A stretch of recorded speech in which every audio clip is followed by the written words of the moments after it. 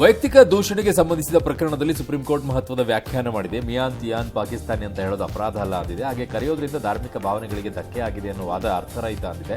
Justice B V Nagaratna, Satish Chandra Sharma ಅವರಿದ್ದ ನ್ಯಾಯಪೀಠ ಈ ವ್ಯಾಖ್ಯಾನವನ್ನು ಮಾಡಿದೆ. ಸಿಎಂ ವಿರುದ್ಧದ ಮೂಡಾ ಕೇಸ್ ಸಂಬಂಧ ಹೈಕೋರ್ಟ್ ಏಕಸದಸ್ಯ ಪೀಠ ನೀಡಿದ ಆದೇಶ ಪ್ರಶ್ನಿಸಿ ದೂರುದಾರ ಸ್ನೇಹಮಯಿ ಕೃಷ್ಣ ವಿಭಾಗೀಯ ಪೀಠದ ಮೊರೆ ಹೋಗಿದ್ದಾರೆ. ಪ್ರಕರಣವನ್ನು ಸಿಬಿಐಗೆ ಕೊಡುವಂತೆ ಕೋರಿದ್ದಾರೆ. ಜನರಿಗೆ ಮೈಕ್ರೋ ಫೈನಾನ್ಸ್ ಕಿರುಕುಳ ತಪ್ಪಿಸಲು ಈಗಾಗಲೇ ಜಾರಿಗೊಳಿಸಿರುವ ಸುಗ್ರೀವಾಜ್ಞೆಗೆ ಪೂರಕವಾಗಿ ಇವತ್ತು ವಿಧಾನಸಭೆಯಲ್ಲಿ 3 ವಿಧೇಯಕಗಳನ್ನು ಸರ್ಕಾರ ಮಂಡಿಸಿದೆ. ಇನ್ನು ಸದನದಲ್ಲಿ ವಿಪಕ್ಷ ಸದಸ್ಯರು ಮಾತನಾಡುವಾಗ ಕ್ಯಾಮೆರಾಗಳು ಫೋಕಸ್ ಮಾಡಲ್ಲ, ನಾವು ಟಿವಿಲಿ ಬರಬಾರದು ಅಂತ ಲಾಕ್ ಮಾಡ್ತೀವಿ ಅಂತ ಇದು ತಾರತಮ್ಯ ಅಂತ ಯತ್ನಾಳ್ ಅವರ ಆರೋಪ. ಮಂಗಳೂರು ದಕ್ಷಿಣ ಶಾಸಕ ವೇದವ್ಯಾಸ್ ಕಾಮತ್ ಮೇಲೆ ಎಫ್ಐಆರ್ ಹಾಕಿದ ವಿಚಾರ ವಿಧಾನಸಭೆಯಲ್ಲಿ ಗದ್ದಲಕ್ಕೆ ಕಾರಣವಾಯಿತು. ವಿಪಕ್ಷಗಳು ಸರ್ಕಾರದ ವಿರುದ್ಧ ಮುಗಿಬಿದ್ವು. ಹೀಗೆ ಕೇಸ್ ಹಾಕಿದ್ರೆ ಶಾಸಕರು ಹೇಗೆ ಕೆಲಸ ಮಾಡುವುದು ಅಂತ ಶಾಸಕ ಸುನೀಲ್ ಕುಮಾರ್ ಸಿಟ್ಟಾದ್ರು. ಇದಕ್ಕೆ ಕಾರಣ ಇಲ್ಲದೆ ಕೇಸ್ ಹಾಕಿದ್ರೆ ತಪ್ಪಾಗುತ್ತೆ, ನಾಳೆ ಉತ್ತರ ಕೊಡ್ತೀನಿ ಅಂತ ಗೃಹ ಮಂತ್ರಿಗಳು ಹೇಳಿದರು. ಕಡಿಮೆ ದರದಲ್ಲಿ ವೈದ್ಯಕೀಯ ಸೇವೆ ಮೂಲಸೌಕರ್ಯ ಒದಗಿಸುವಲ್ಲಿ ರಾಜ್ಯ ಸರ್ಕಾರಗಳು ವಿಫಲವಾಗಿವೆ. ಇದು ಖಾಸಗಿ ಆಸ್ಪತ್ರೆಗಳಿಗೆ ವರವಾಗಿವೆ ಅಂತ ಸುಪ್ರೀಂ ಕೋರ್ಟ್ ಆಕ್ರೋಶವನ್ನು ಹೊರಹಾಕಿದೆ. ಔಷಧಿಗಳನ್ನು ತಮ್ಮ ಫಾರ್ಮಸಿಯಲ್ಲೇ ಖರೀದಿಸಿ ಅಂತ ಖಾಸಗಿ ಆಸ್ಪತ್ರೆಗಳು ಒತ್ತಡ ಹೇರಬಾರದು.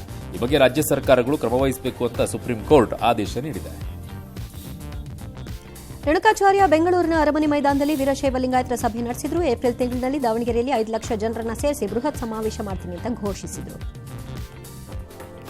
ಉತ್ತರ ಪ್ರದೇಶದ ವಿಧಾನಸಭೆ ಸಭಾಂಗಣದಲ್ಲಿ ಶಾಸಕರು ಉಗುಳಿದ್ದ ಗುಟ್ಕಾವನ್ನ ಸ್ಪೀಕರ್ ಮತ್ತು ಸಿಬ್ಬಂದಿ ಕ್ಲೀನ್ ಮಾಡಿದರು. ಅಲ್ಲದೆ ಸದನದಲ್ಲಿ ಈ ಬಗ್ಗೆ ಪ್ರಸ್ತಾಪಿಸಿದ ಸ್ಪೀಕರ್ ತೀವ್ರ ಬೇಸರವನ್ನು ವ್ಯಕ್ತಪಡಿಸಿದರು.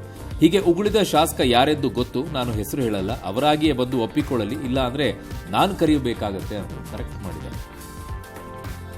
ಬೀಡ್ ಸರ್ಪಂಚ್ ಹತ್ಯೆ ಪ್ರಕರಣ ಮಹಾರಾಷ್ಟ್ರ ರಾಜಕೀಯದಲ್ಲಿ ಸಂಚಲನ ಮೂಡಿಸಿತು. ಪ್ರಕರಣ ಸಂಬಂಧ ಆಹಾರ ಸಚಿವ ಎನ್ಸಿಪಿ ಮುಖಂಡ ಧನಂಜಯ ಮುಂಡೆ ತಲೆದಂಡವಾಗಿದೆ. ಆದರೆ ಅನಾರೋಗ್ಯದ ಕಾರಣದಿಂದಾಗಿ ರಾಜೀನಾಮೆ ಕೊಟ್ಟಿದ್ದೀನಿ ಅಷ್ಟೇ ಅಂತ ಹೇಳಿಕೊಂಡಿದ್ದಾರೆ. ಸರ್ಪಂಚ್ ಹತ್ಯೆ ಕೇಸ್ನಲ್ಲಿ ಮುಂಡೆ ಆಪ್ತನ ಬಂಧನ ಆಗಿತ್ತು. ಮದ್ಯದ ಅಮಲಿನಲ್ಲಿ ತಮ್ಮನ್ನು ನಿಂದಿಸಿದ ಕಾರು ಚಾಲಕನಿಗೆ ಅಸ್ಸಾಂ ಮಾಜಿ ಸಿಎಂ ಪ್ರಫುಲ್ ಕುಮಾರ್ ಮಹಾಂತ್ ಅವರ ಪುತ್ರಿ ಚಪ್ಪಲಿಯಿಂದ ಬಾರಿಸಿದ್ದಾರೆ. ಈ ಹಲ್ಲೆಯ ವಿಡಿಯೋ ವೈರಲ್ ಆಗಿದೆ. ವಿಡಿಯೋದಲ್ಲಿ ಡ್ರೈವರ್ ಆಕೆಯ ಮುಂದೆ ಮಂಡಿಯೂರು ಕುಳಿತು ಕ್ಷಮೆ ಯಾಚಿಸುವ ದೃಶ್ಯ ಸೆರೆಯಾಗಿದೆ. ಸರ್ಬಿಯಾ ಸಂಸತ್ನಲ್ಲಿ ರಾಜಕೀಯ ಘರ್ಷಣೆ ಹಿಂಸಾಚಾರಕ್ಕೆ ತಿರುಗಿತು. ಹೊಗೆ ಬಾಂಬ್ ದಾಳಿ ನಡೆದಿದೆ. ಮೊಟ್ಟೆ ನೀರಿನ ಬಾಟಲ್ಗಳನ್ನು ಆಡಳಿತ ಮತ್ತು ವಿಪಕ್ಷಗಳ ಸದಸ್ಯರು ಎಸೆದಾಡಿಕೊಂಡಿದ್ದಾರೆ.